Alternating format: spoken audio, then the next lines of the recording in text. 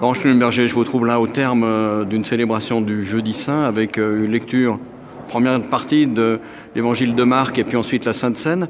On est au lendemain de l'inhumation de Manac Moll. On sent un petit peu en France des relents d'antisémitisme.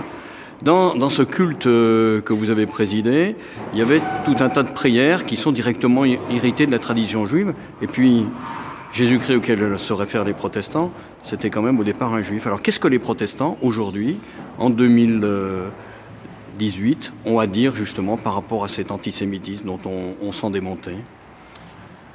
Vous avez raison de rappeler l'arrière-plan, le fondement, le terreau, l'humus juif du Nouveau Testament et de Jésus.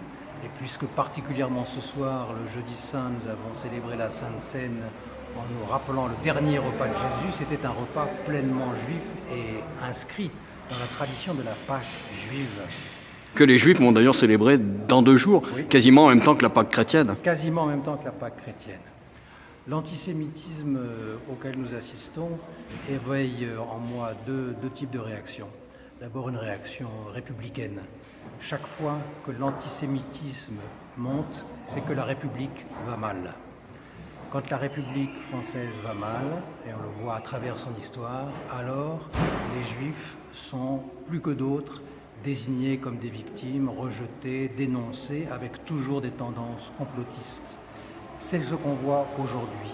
Et c'est un signe, nous n'en avons pas besoin, mais c'est un signe dramatique, tragique, que notre société est fracturée. C'est un signe du néant ou de l'absurde qui la travaille. Et je crois que, en fait, le discours républicain du président de la République à l'occasion de la mort du colonel Beltrame a rappelé quel était l'essentiel, le sens du service, le sens de l'engagement, le sens de la solidarité, car c'est cela qui donne son sens à notre vie personnelle et à notre vie commune.